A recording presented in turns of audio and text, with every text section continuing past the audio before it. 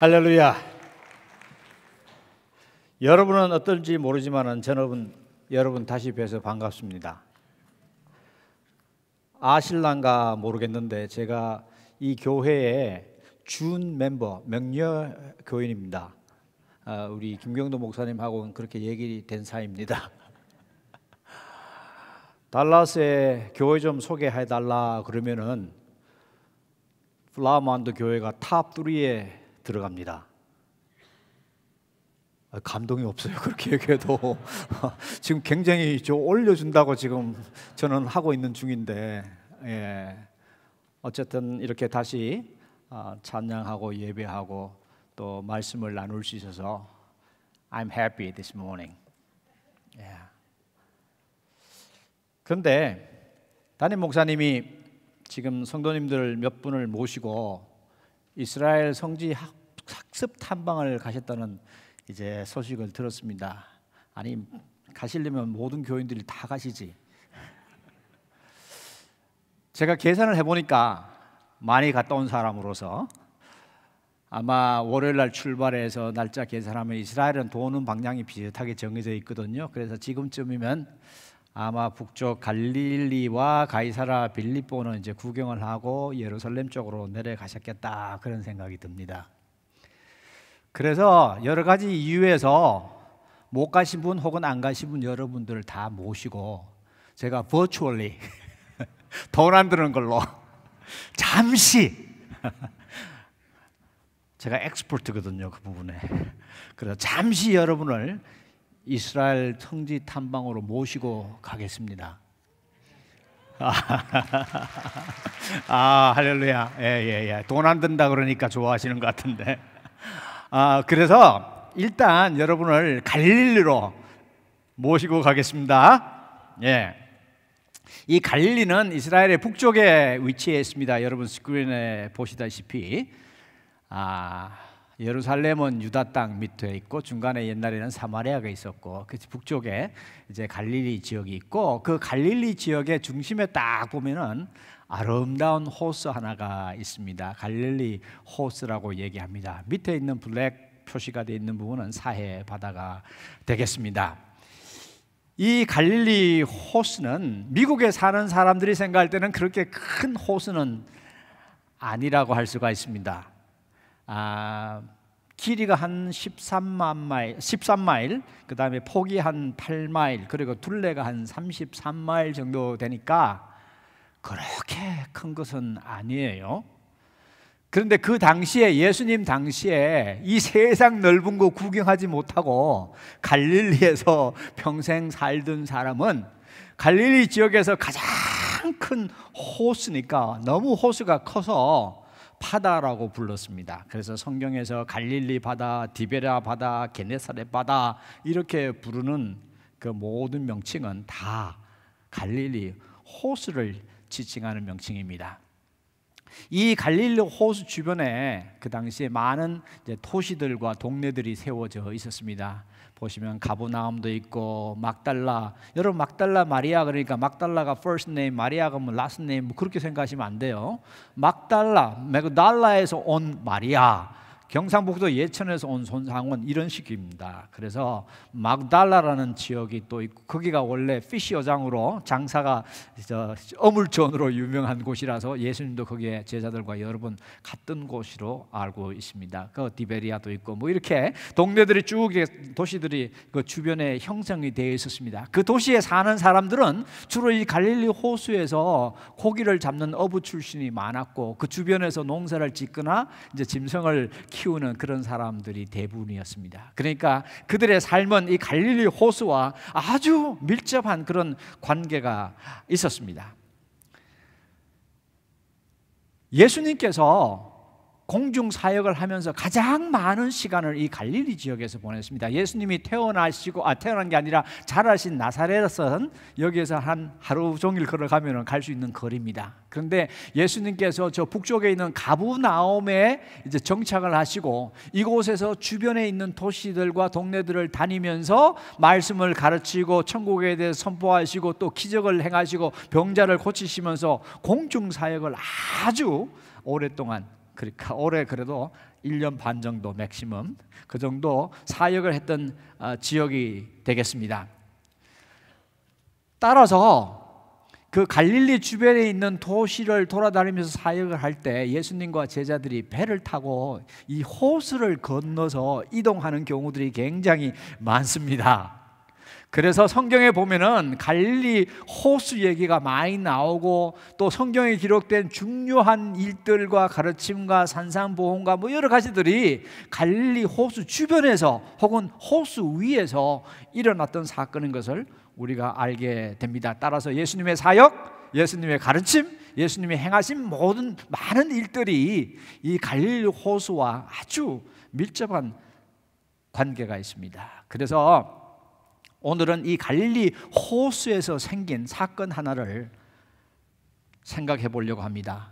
마태, 마가, 누가복음 세 공간 복음에 다 기록되어 있는 내용입니다. 따라서 그만큼 중요한 내용이었고 제자들과 복음서를 기록한 그 저자들에게는 굉장히 중요했던 사건인 것 같습니다. 그 내용인즉 풍랑을 잔잔케 한 기적의 사건인데 교회를 좀 다녔다 하시는 분은 그거 다 아는 얘기예요. 많이 들어서 알아요. 잘 알아요. 이렇게 익숙한 그런 내용이 되겠습니다. 마태, 마가, 누가복음에 다 기록이 되어 있지만은 일단 마가복음에 기록된 내용을 먼저 우리가 봉독을 하겠습니다.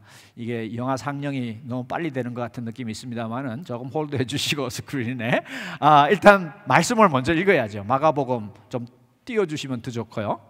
4장 36절에서 41절까지 있는 말씀입니다. 떴네요.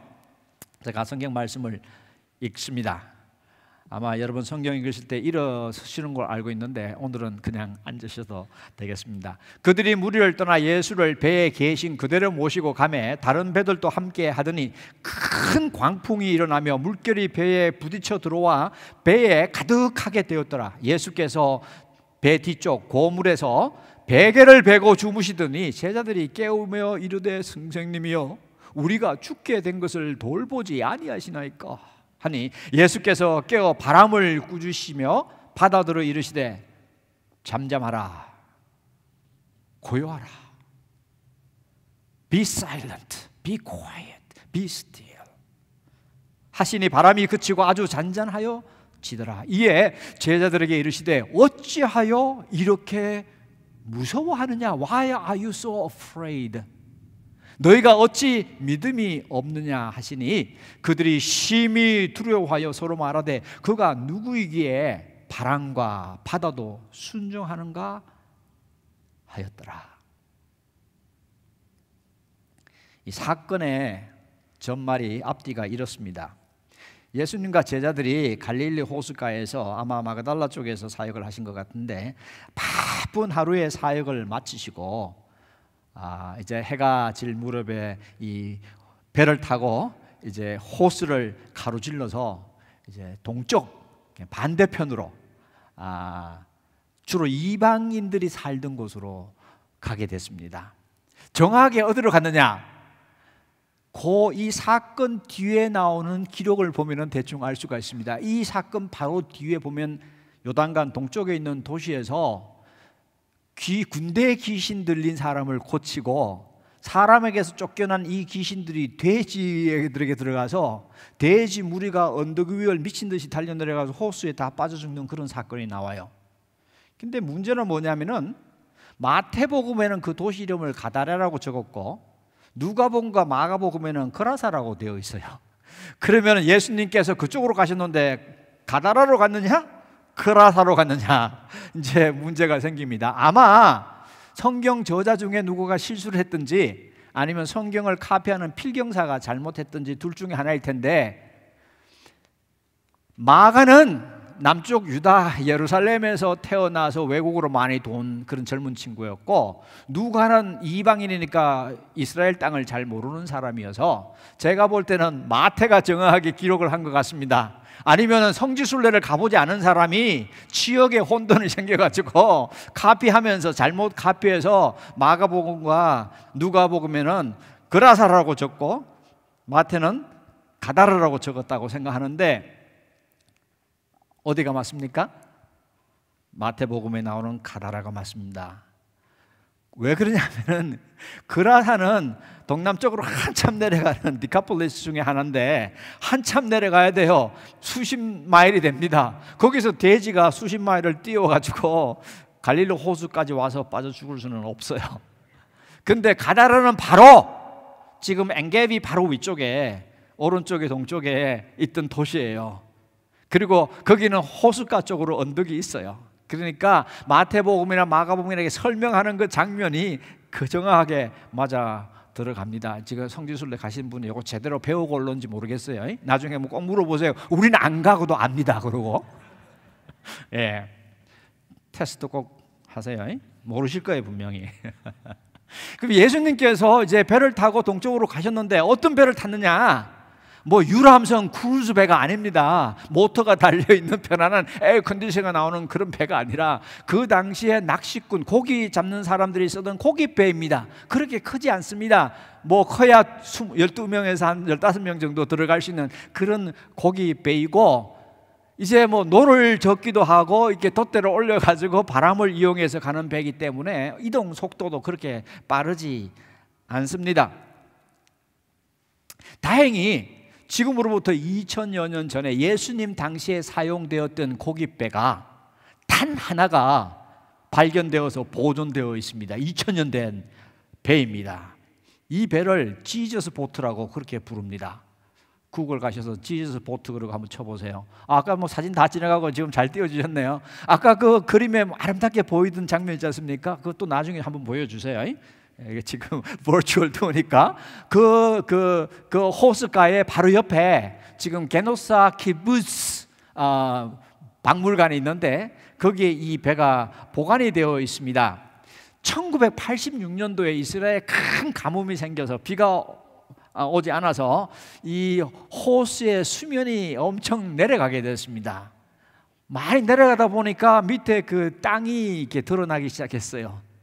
그런데 우연히 그 호수 밑에 있던 그 진흙 땅에 이렇게 묻혀 있는 배 하나를 이제 조그만 모습을 발견하고 파다 보니까 배가 나온 거예요.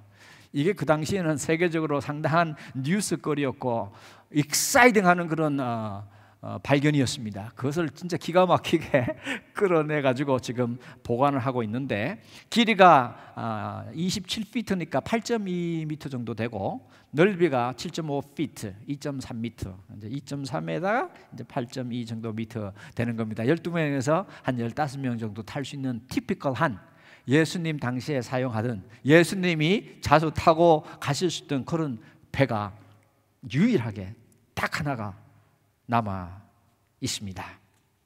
그런 배를 타고 이제 북서쪽에서 반대쪽 동쪽으로 골든 하이트 있는데 그쪽으로 이제 가게 됩니다. 이 갈릴리 호수는 아까 그림에 보셨는데 다시 한번 보여주실래요? 네.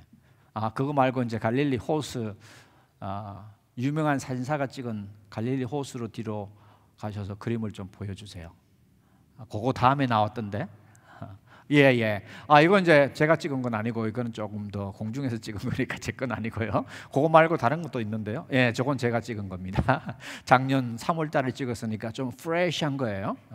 여러분 보시다시피 아벨산에 올라가서 갈릴리 호수를 내려다보면서 저 왼쪽으로 있던 도시가 가버나움 도시였어요. 그리고 조금 더 오른쪽으로 가면은 이제 막달라라는 도시가 나오고 이제 그 계곡 산과 바다 쪽에 나오는 계곡이 여기 바람이 부는 계곡이에요. 거기서 주로 강풍이 확 이렇게 몰려오는 계곡이고 그 길을 쭉 따라서 하루 종일 걸어가시면 나사렛까지 갈 수도 있고. 여러분 보시다시피 호수가 아름다워요? 안 아름다워요? 다들 보네. 루이스빌 레이크하고 비교할 때 그래도 그런 대로 괜찮아요? 안 괜찮아요? 굉장히 그린하고 평화로워 보이죠. 그 주변이 다 산과 언덕으로 이렇게 둘러싸여 있어서 굉장히 지금도 도시같이 막 요란하게 관광지로 만들어 놓지 않고 이렇게 좀 자연적인 그런 정원적인 그런 것들이 있어서 3월과 4월에 가면은 진짜 돌풀도 많이 피고 여기에서 굉장히 저렇게 제가 3월달에 찍으니까 아름다워요. 근데 지금 가신 분 조금 더 일찍 가셔서 쌀쌀하고 저렇게 이쁘지 않을 때 가셨어요. 그러니까 너무 가슴 아파하지 마시기 바랍니다. 좀 고생 좀 하시고 있거든요. 그리고 이렇게 아름다운 호수가 되겠습니다. 여기에서 고기를 잡는 배들이 많단 말이에요. 저기에 물고기들이 프레시 워터라서 물고기들이 많은데 뭐 18종 이상이 이제 거기에 산대요. 그 대표적인 물고기가 틸라피아, 갈릴리 틸라피아라는 거. 근데 보기는 좋은데 맛은 별로 없어요. 그렇게 섭섭하지 않으셔도 됩니다. 뭐 갔다 와서 뭐 피르피쉬 먹었다 막 이렇게 자랑하셔도 그거 별로 맛없대요. 그렇죠? 그리고 이제 사르딘 이런 것들이 좀 많이 납니다. 그래서 주변 환경이 계절에 따라서 바뀌지만은 여름에 가면 다 말라서 별로 아름답지 못하지만 그래도 주변에 좀 이렇게 아름답고 특별히 해가 질 저녁쯤에 조그마한 배를 타고 이 크루즈를 쫙 하면은 진짜 뭐 그냥 마음이 편안하고 평온하고 아름답고 그냥 황홀한 그런 시간이 될 수가 있습니다. 그래서 생각보다 예수님과 제자들이 참 크루즈를 참 많이 하신 것 같아요. 좋은 데서 참 좋은 데서 사셨네 이런 생각을 이제 하게 만듭니다. 공교롭게도 저는 갈릴리 호수에서 생일을 2번을 보냈습니다. 작년 3월에 한갑을 거기서 했습니다. 문제는 이렇게 평소에 날씨가 좋으면 괜찮은데 날씨가 좋지 않으면 상황이 확 뒤집어집니다. 구름이 끼고 비가 오고 광풍이 불고 그러면은 배에 있던 배도 다 철수시켜야 되고 배가 뜰 수가 없어요. 그래서 성지 학습 탐방 혹은 성지 순례를 가는 분들은 갈릴리 갈 때쯤이면은 매일 일기 체크를 해야 돼. 일기 예보를 봐야 됩니다. 야, 우리가 거기 도착하는 날 이게 날씨가 좋을 것인지 안 좋을 것인지, 안 좋으면은 배를 타고 갈릴리 호수를 못 가니까 얼마나 억울하겠어요. 그래서 날씨 체크를 강하게 하게 됩니다. 조금 전에 말씀드렸지만 주로 강풍은 북쪽 아니면 북서쪽에서 이렇게 확 이렇게 막힌 거 없이 뚫혔기 때문에 확 불어오면은, 바람이 불어오면은 또 비도 몰고 옵니다. 그리고 비가 오고 바람이 불면 금방 호수의 물은, 바다는 그렇잖아요. 강물도 그렇습니다. 여러분 강 옆에 살아보셨나요? 제가 지금 근무하고 있는 학교 바로 옆에 조플레이크에 마운틴 크릭 레이크가 있어요. 매일 보는데 참 강이 신기해요.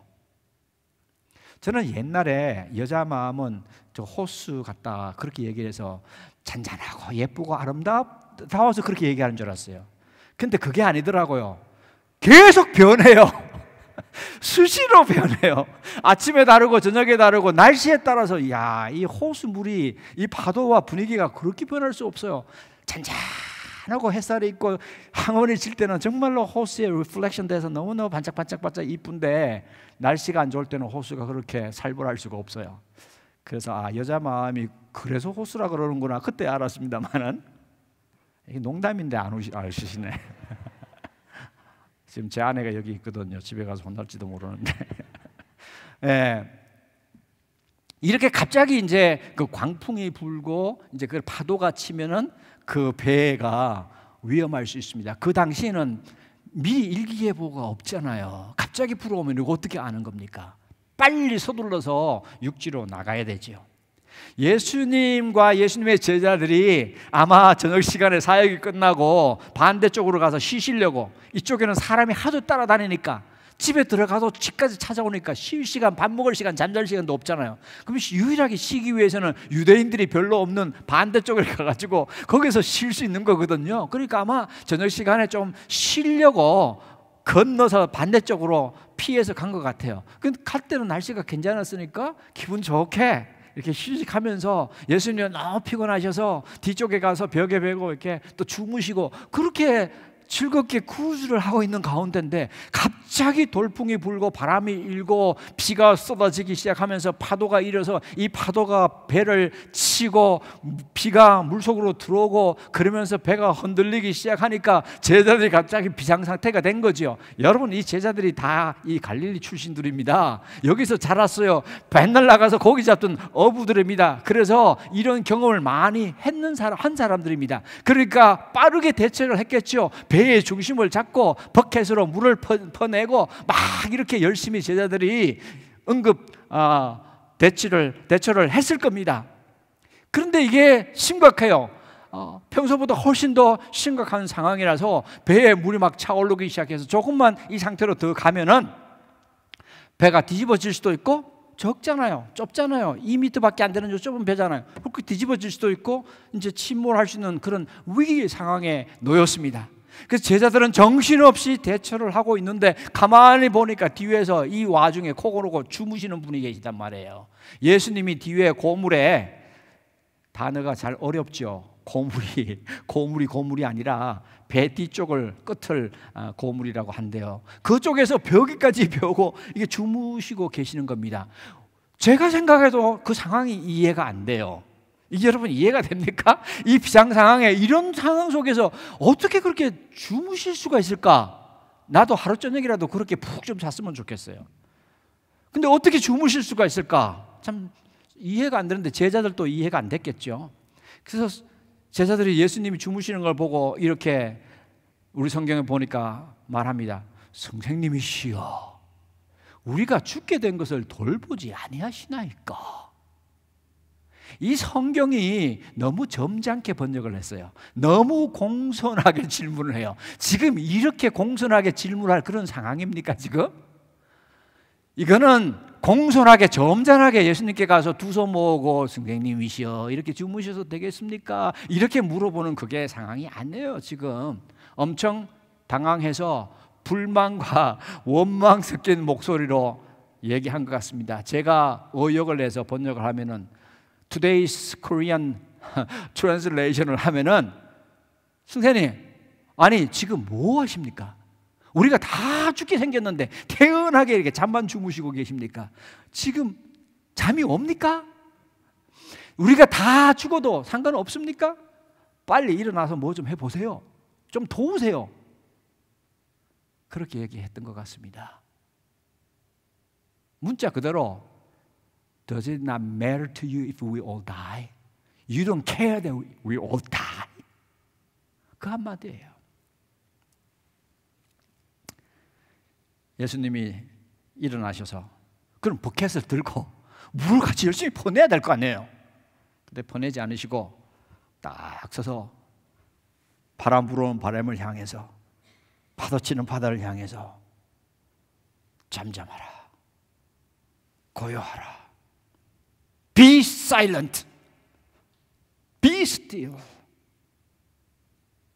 근데 신기하게도 갑자기 바람이 잔잔해지고 파도가 가라앉았습니다.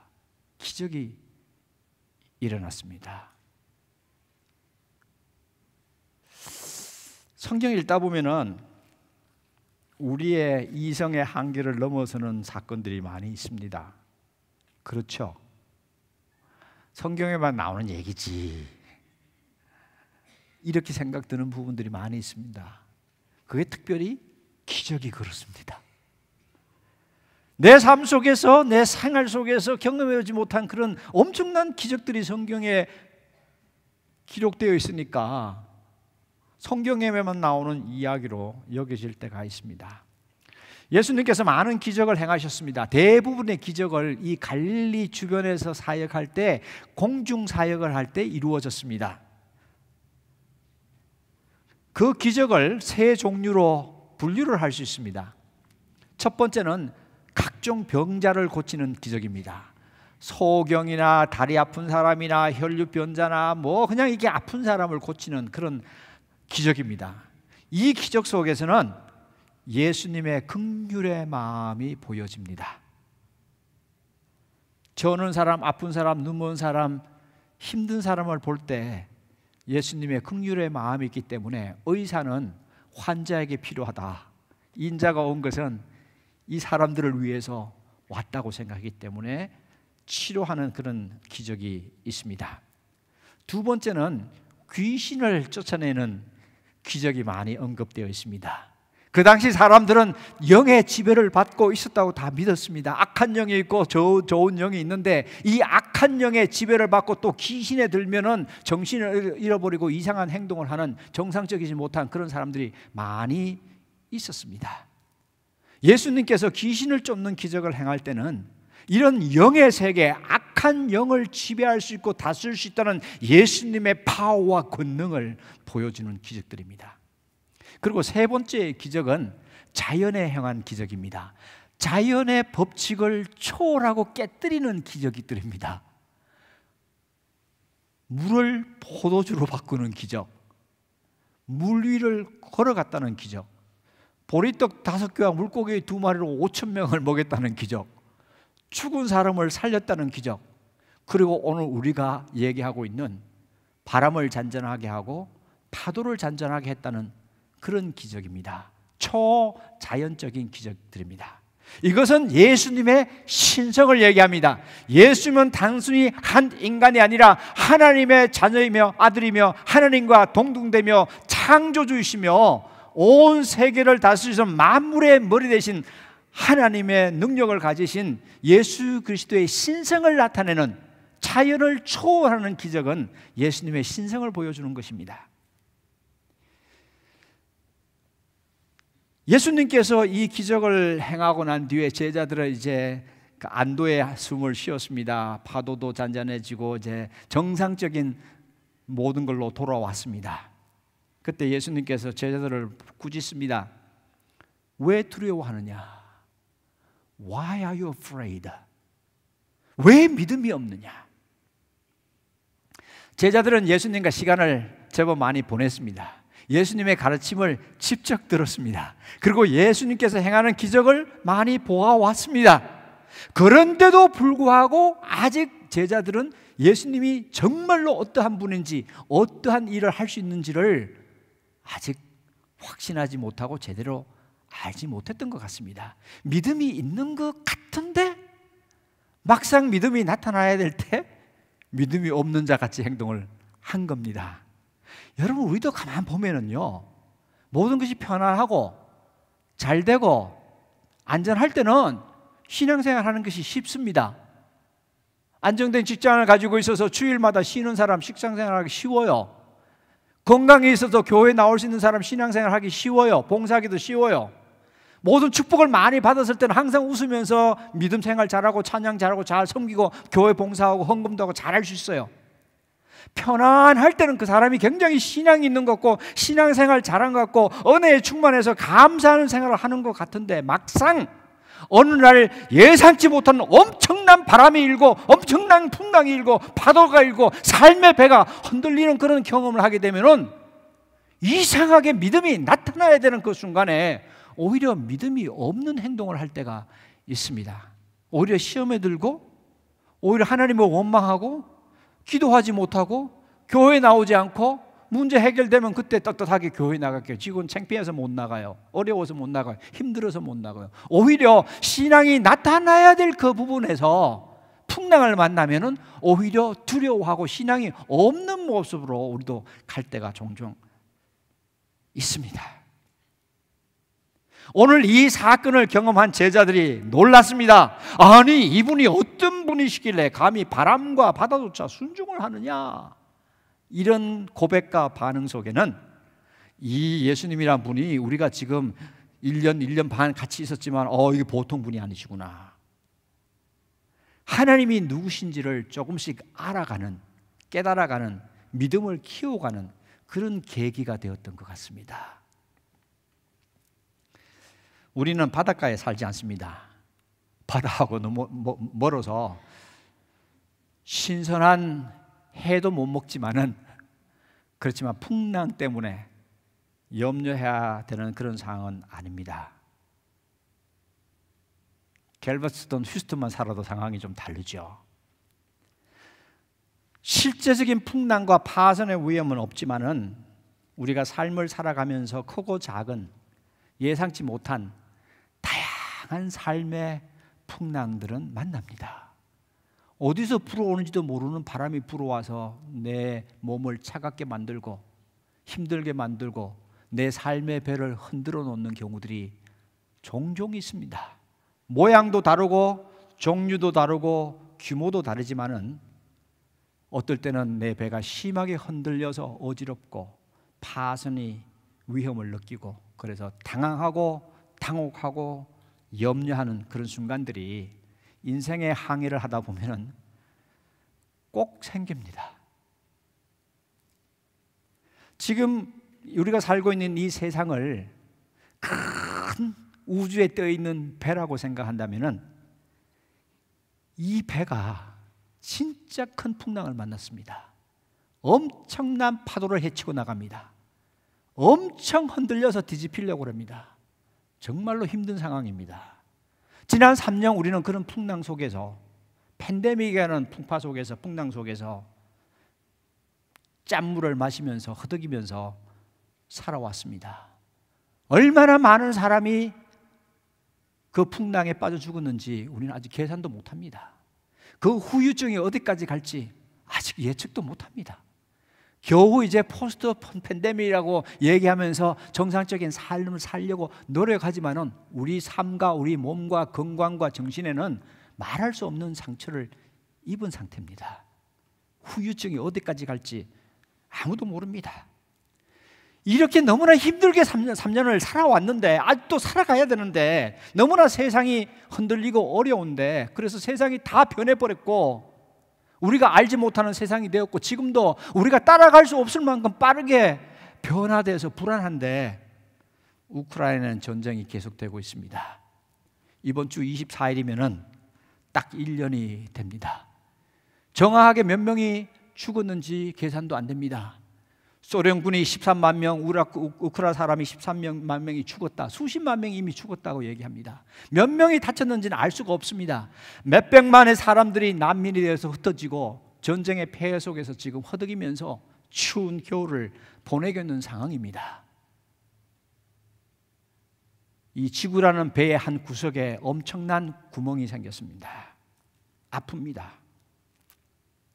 거기다 얼마 전엔 터키, 시리아에 7.8이라는 강도의 그 지진이 생겼습니다. 이미 4만 명이 넘는 사람이 죽었다고 합니다. 부상자는 몇 명이 될지 아직 모릅니다. 너무나 많은 사람이 하루아침에 사랑하는 사람을 잃었고, 살던 집을 잃었고, 직장과 비즈니스를 잃어서 도시들이 마비되는, 정상적인 생활이 마비되는 그런 상태에 놓여져 있습니다. 물론 우리는 미국이라는 대륙에 동떨어져서 살기 때문에 직접적인 영향을 덜 받는다고 할 수가 있습니다. 그래서 강 건너에 불 구경하듯이 그냥 그런 것이 있구나 헤드라인 뉴스에서만 읽을 수 있습니다. 하지만은 우리는 한 배를 탔습니다. 이 세상에 사는 한 지구라는 배를 같이 탔기 때문에 그 영향은 우리에게도 오고 미국도 흔들립니다. 그래서 인플레이션도 생기고 여러분의 비즈니스 하기도 힘들고 직장도 힘들고 여러 가지 어려움들이 생깁니다. 어지럽습니다. 근데 이것이 크게 생각하지 않고 우리 개인의 삶이 배를 타고 가는 항해라고 할 때, 조그마한 배라고 할 때 우리의 삶의 항해를 하다 보면은 우리가 예측하지 못한 우리의 배는 조그마한 8m짜리 배일 수도 있어요. 그 적은 나의 삶의 배를 타고 운행을 하다 보면은 우리가 예상치 못한 많은 풍랑과 바람과 이 파도와 풍랑을 만날 수 있습니다. 그것이 생각지 못한 사고가 될 수도 있고, 어느 순간 발견된 질병이 될 수도 있고, 그 다음에 부모와 자식과 부부와 여러 가지 동료들과의 여러 가지 관계의 문제가 될 수도 있고요, 사업의 문제가 될 수도 있고, 갑자기 직장을 잃어버릴 수도 있고요, 여러 가지 상상하지 못하는 그러한 크고 적은 돌풍들이 불어와서 내 삶의 배를 흔들고, 심할 때는 내가 어지럼증에 걸리고 정말 이 배가 파산하는 거 아닌가, 희망은 있는 건가, 이렇게 준비가 될 수 있을 건가, 걱정과 조바심과 초조함과 엔자이어티가 우리 가운데 생기게 됩니다. 오늘날 미국에서 아니라 세계 사람들의 가장 큰 문제 중에 하나가 뭐냐면은 엔자이어티라고 합니다. 미래를 알 수 없기 때문에, 너무 흔들렸기 때문에, 어지럼증이 심해서 어떻게 될지를 모르기 때문에, 세상이 너무 빠르게 변하기 때문에 젊은 사람은 젊은 사람대로 앞으로 uncertainty, 이렇게 공부를 해도 내가 졸업할지, 이렇게 공부를 해도 직장을 잡을지, 이렇게 공부를 해도 내가 돈을 벌고 가정을 꾸릴 수 있을지 엔자이어티가 생깁니다. 노인 어른들은 어른들 나름대로 내가 은퇴도 준비도 안 됐는데 이렇게 쌓아놨던 돈은 인플레이션 때문에 가치가 다 떨어졌는데 내가 이렇게 은퇴하고 건강하게 이렇게 내 삶을 살 수 있을 만큼 충분히 작으면 될까? 온통 엔자이어티가 나이에 상관없이 생긴다고 합니다. 특별히 젊은 사람들에게 굉장히 심하게 나타난다고 최근에 들었습니다. 저희 학교에서 상담 담당하는 사람으로부터 보고 형식으로 들은 겁니다. 미국 내에 있는 대학생들이 학교에 있는 상담실을 찾아오는 숫자가 두세 배로 늘었다고 합니다. 제가 있는 학교에서 작년 1년 동안에 600명이 상담실을 찾아왔다고 합니다. 학생들이 상담실을 찾아오는 학생의 31%가 자살을 한 번쯤은 생각해 봤다고 그렇게 얘기를 했다고 합니다. 저는 충격을 받았습니다. 제가 20대에 대학교 때 힘들어도 그런 생각은 안 해봤거든요. 너무 열심히 살았지만은 외롭고 힘들고 뭐 어렵고 그렇게 했지만은 이런 엔자이어티와 이런 자살을 생각하고 뭐 그럴 여유도 없고 그런 생각까지 해본 적이 없었는데 그 정도인가 제가 깜짝 놀랐습니다. 그래서 많은 경우에 우울증, 무기력증, 정서적 불안, 자신감이 떨어지고 사회성이 결핍되고 심지어는 대인 기피증이 생기고 그래서 이상하게 불면증도 생기고 독립성이 떨어져서 의존해서 그냥 생활하려고 그러고 집중력이 떨어지다 보니까 일도 집중해서 못하고 공부도 집중해서 못하는 그런 현상들이 생깁니다. 학교에 있으면서 그걸 경험합니다. 지금 대학교를 막 들어온 1학년, 2학년을 가르쳐보면 교수들이 똑같이 얘기합니다. 지금 세대가 완전히 다르다. 왜? 2년 동안 3년 동안 고등학교에서 학교 공부를 온라인으로 되게 했거든요. 완전히 새로운 세대예요. 여러분, 이 가정과 교회에도 젊은 아이들과 청년들과 청소년들이 있습니다. 겉으로 보면 멀쩡해 보이지만은 다 멀쩡하지 않습니다. 아픕니다. 근데 자기가 아픈 것을 모릅니다. 그렇기 때문에 여러분 가정에서 교회에서 젊은 청년들, 중고등학생들 좀 관심 더 가져주시고 좀 더 만져주시고 두들겨 주시고 위로해 주시고 기도해 주시고 여러분이 든든한 보호막과 방패막 역할을 해서 그들에게 올려오는 이 심리적인 정서적인 그 불안의 파도와 물결을 막아주는 방패제 역할을 해 주셔야 합니다.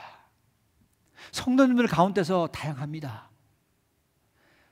아직 안전하게 항해를 하시는 분도 계시지만은 제가 바라기엔 여기 있는 모든 분들이 파도도 없고 바람도 없고 강풍도 없고 아주 환상적인 크루즈를 쫙 즐기는 그런 계절이 있으면 너무 좋겠습니다. 근데 아시잖아요. 지금 그렇게 환상적으로 모든 분들이 크루즈 하는 거 아니에요. 힘든 분 많아요. 외롭고 힘들고 엔자이어티 생기고 밤잠 못 자고 내가 이렇게 하다 은퇴는 제대로 할 수 있을까? 건강하게 살 수 있을까? 자녀들이 자라서 결혼하고 직장을 잡고 이게 할 수는 있을까? 모든 것들이 걱정되는 조바심이 생기는 그래서 밤잠을 설치는 그런 분들이 비즈니스 이러다 문 닫는 거 아닌가? 내 직장은 이거 어느 정도 다닐 수 있을 건가? 그런 걱정들이 있습니다. 서로 손을 붙들어주고 위로하고 서로에게 기댈 수 있는 어깨를 내주시는 여러분 되시기를 바랍니다.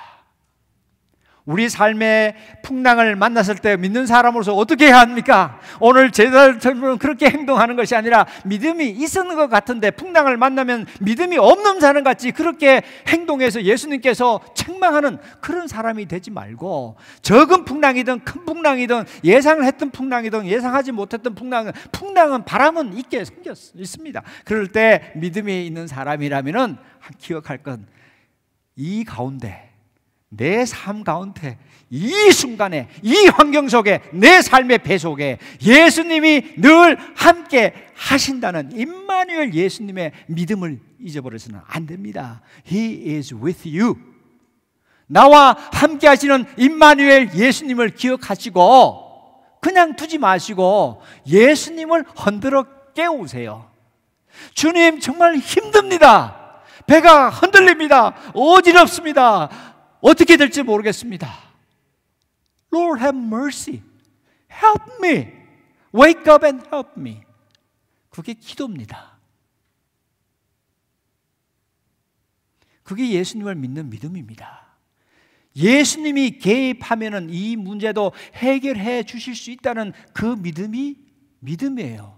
하나님 항상 문제가 없게 하시고 파도를 잔잔하게 하시고 그 다음에 바람이 잔잔하게 해달라고만 기도하는 게 아니라, 하나님 이 파도를 내가 지나갈 수밖에 없는, 내가 짊어져야 헤치고 나가야 될 파도라면은 그 파도 위를 멋있게 서핑할 수 있는 지혜도 주시고 핏겨서 나갈 수 있는, 서핑하는 거 보셨잖아요. 그 파도를 지나갈 수 있는 지혜와 그런 능력도 하나님 주시옵소서. 그렇게 기도하셔야 돼요. 항상 바람이 없게 만들고 항상 파도를 잔잔하게 하지는 않아요. 그러나 시험을 피할 수 있는 힘을 주시고 피할 길을 주시고 지혜를 주십니다. 제가 좋아하는 성경 구절이 빌립보서 4장 6절과 7절입니다. 옛날에는 20대 초에 이 성경을 암송하고 정말 많이 암송하고 매일 이 말씀을 되새기고 묵상을 했었습니다. 가진 것도 없고 아는 사람도 없고 공부하면서 또 유학 오겠다 그러고, 그리고 또 저 가방 2개 들고 미국 이렇게 오고 그렇게 공부하고 그럴 때 정말 힘들고 한 치 앞을 내다볼 수 없는 그런 상황 속에서 야, 이거 내일 어떡하지? 그런 고민이 있을 때 제가 유일하게 의존했던 성경 구절 말씀이 빌립보서 4장 6절 7절 말씀이었습니다. 아무것도 염려하지 말고 오직 모든 일에 기도와 간구로 너희 구할 것을 감사함으로 하나님께 아뢰라. 그러면 모든 지각에 뛰어나신 하나님의 평강이 그리스도 예수 안에서 너희의 마음과 생각을 지키시라. Have no anxiety about anything, but in everything by prayer and supplication with thanksgiving let your request be made known to God, and the peace of God, which surpasses all understanding, will keep your mind and heart and mind in Christ Jesus. 내 마음속에 조바심이 생기고 초조해지고 불안하고 염려가 돼서 하나님 이 강풍을 어떻게 하면 좋습니까? 이 파도를 어떻게 하면 좋습니까? 앞으로 나아갈 수가 없습니다. 내 배가 흔들립니다. 힘듭니다. 엔자이어티와 염려가 내 마음을 엄습해서 내 생각과 마음을 사로잡으려 할 때마다 뭐라 그래요? 기도와 간구하라. 그런데 그냥 하나님 앞에 컴플레인하고 원망하는 기도와 간구가 아니라 감사함으로 기도하라. 무슨 얘기냐면은 내 삶이 어렵고 어려운 환경 속에 들어가서 힘든 일이 있을 때 그 일에만 집중해서 내 마음과 생각을 다 빼앗기지 말고 그런 순간에 그 가운데서도 하나님이 축복해서 감사할 수 있는 것이 무엇인가를 찾아보라는 거예요. 분명히 있습니다. 아무리 생활이 어려도 건강 주셔서 감사하고, 아무리 환경이 어려도 자녀가 잘 되는 것이 감사하고, 뭔가가 감사한 것이 있습니다. 그래서 힘들고 어려운 파도와 바람만 보지 마시고 나에게 허락하신 하나님의 감사할 조건들을 자꾸 생각하다 보면은 감사가 염려를 밀어내기 시작하는 거예요, 내 마음속에. 그래서 하나님께 기도와 간구로 감사할 것을 생각하면서 하나님께 내 필요를 알리다 보면은 모든 것을 아시고 지각에 뛰어나시고 내 상황을 아시고 계시는 하나님의 평강이 불안하고 초조하고 엔자이어티로 가득 차 있는 내 마음과 생각을 하나님의 평강이 조금씩 지배하고 다스리고 지키게 된다는 그 말씀입니다.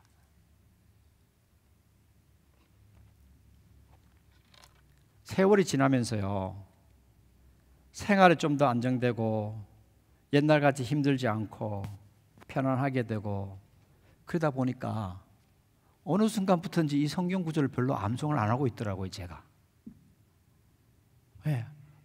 그런 기도가 별로 할 게 없어요. 기도할 게 없으니까 맨날 하나님 앞에 그렇게 매달릴 일이 없더라고요.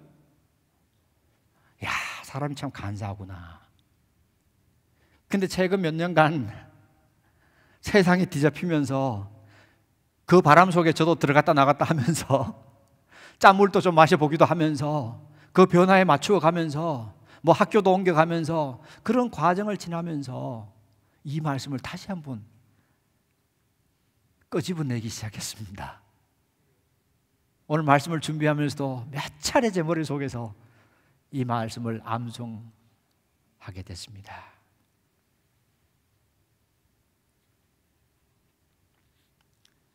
여러분, 눈을 한번 감고 하늘 앞에 기도하는 시간을 갖기를 바랍니다. 모든 분들이 조용히 머리 숙이고 눈 감고 우리가 하나님의 목전에 있습니다. 현재 여러분은 어떤 풍랑을 만났습니까? 어떤 일로 염려하고 고민하고 초조해하고 불안해하고 두려워하고 있습니까? 여러분 마음과 생각에 무엇이 가득 차 있습니까? 무엇 때문에 엔자이어티가 있습니까? 무엇 때문에 마음에 평강을 갖지 못할 때가 있습니까? 무엇이 여러분을 하여금 잠자리에 쉽게 들지 못하게 합니까? 자녀 문제입니까? 직장입니까? 사업체입니까? 관계입니까? 노 부모님이십니까? 여러분의 은퇴 이후의 삶입니까? 무엇입니까? 이 시간에 그것이 여러분의 바람이고 파도고 엔자이어티의 원인이 되겠지만은 이 시간에 하나님께 기도하고 간구하고 그 속에서도 여러분에게 허락하신 하나님의 축복과 은혜를 되새기면서 감사할 이유들을 찾아내시기 바랍니다. 그 감사로 여러분의 마음속에 있는 염려와 엔자이어티를 밀어내시기 바랍니다. 하나님의 평강이 폭풍 속에서도 파도 속에서도 비록 배가 흔들려도 경험되어지는 하나님의 평강이 있기를 바랍니다. 주님을 깨우시기 바랍니다. 한순간에 잔잔해질 수 있습니다. 여러분이 그 물 위를 서핑할 수 있는 지혜와 능력을 주실 수도 있습니다. 자기 체면이 아닙니다. 예수님께서 나와 함께하고 성령을 통해서 나와 함께하시며 예수님께 그런 지혜와 능력을 있다는 것을 내가 믿기 때문에 오늘 이 한순간 하나님 믿습니다. 주님께서 하실 수 있습니다. 하나님께 기도하시기 바랍니다.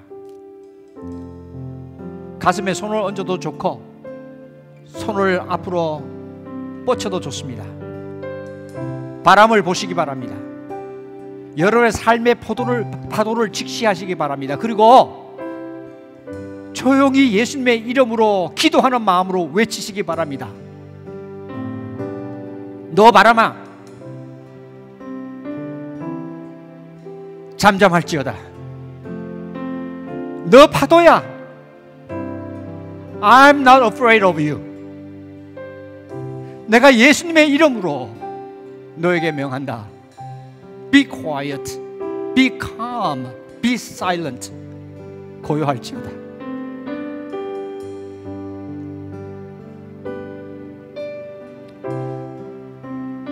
아버지 하나님, 오늘 이렇게 주님 목전에서 주님을 예배하고 주님께서 너무나 아끼고 사랑하시는 우리 성도님들과 함께 말씀을 나눌 수 있도록 좋은 기회 주셔서 감사합니다. 하나님, 세상의 배가 너무나 흔들리고 어지럽습니다. 그 배에 타고 있는 우리 모두가 삶이 옛날 같지 않고 여러모로 흔들려서 많이 어지럽습니다. 따라가기가 버겁습니다. 여기에 앉아 계신 많은 분들이 정말로 크루즈를 즐기는 것 같은 아름답고 편안한 삶을 살기를 소원하지만은 그러나 우리가 현실적으로 그렇지 않다는 것을 잘 압니다. 물론 그런 날도 있지만은 수시로 우리가 예상하지 못한 바람이 불어오고 폭풍이 일고 파도가 쳐서 우리의 삶의 배가 흔들리고 때로는 침몰할 것 같은, 뒤집힐 것 같은 그러한 어려움에 처할 때도 있습니다. 여기 계신 분들이 지금 현재 어떠한 파도와 어떠한 바다와 바람과 싸우고 있는지 저는 모릅니다. 크고 작은 이런 풍랑 가운데 혹시 힘들어하고 불안해하고 초조해하고 엔자이어티가 있고 당황하는 분이 있다면 하나님 바람을 잔잔케 해주시고 파도를 잔잔케 해주셔서 그들이 예수님이 나와 함께 하시는구나, 예수님께서 나의 문제를 해결해 주시고 나에게 힘을 주시는구나, 예수님에 대해서 다시 한번 새롭게 깨닫고 믿음이 세워지는 그러한 귀한 은혜가 마가복음 4장에서만 나오는 그러한 믿음의 경험이 아니라 나의 현실의 삶 가운데 오늘 경험되어지게 하나님 축복하여 주시옵소서. 우리 주 예수님 이름으로 간절히 기도합니다. 아멘.